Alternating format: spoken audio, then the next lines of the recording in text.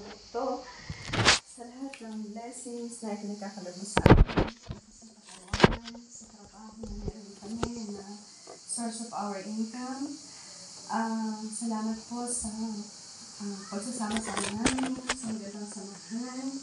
At bless po this food that we are about to receive na maging pampalakas namin, hindi lang po sa ng aming katawan, kundi ng aming pong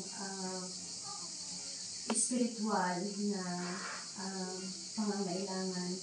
We ask this in Jesus' name, Amen. Our Father who art in heaven, hallowed be your name. Your kingdom come, your will be done in earth as it is in heaven. As we forgive those who trespass against us, and lead us not into temptation, but deliver us from evil. Amen. Hail Mary, full of grace, the Lord is with you. Blessed are you among women, and blessed is the fruit of your womb, Jesus. Holy Mary, Mother of God, pray for us sinners, now and in the hour of our death. Amen. Glory be to the Father, and to the Son, and to the Holy Spirit, as it was in the beginning, is now, and shall be. Amen. In the name of the Father, and the Son, and the Holy Spirit. Amen.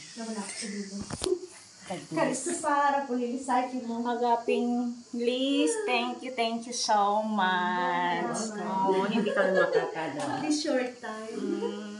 Ayan. Tayo naman magtitipid sa kanya, magtitipid sa atin. Oo, ganun lang naman. Kaya sabi namin, lahat ng mga nagbibigay, iba, yan ang trip namin sa iyo pagdating ng araw. Yan. No problem. Okay, let's go. Yan na.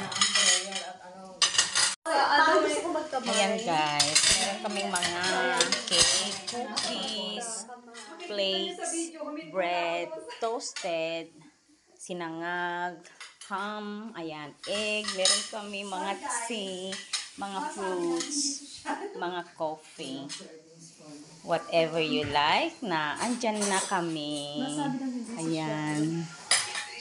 Eto, oo, dapat kamay kami talaga.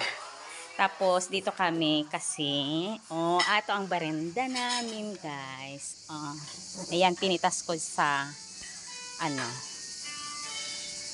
sa garden.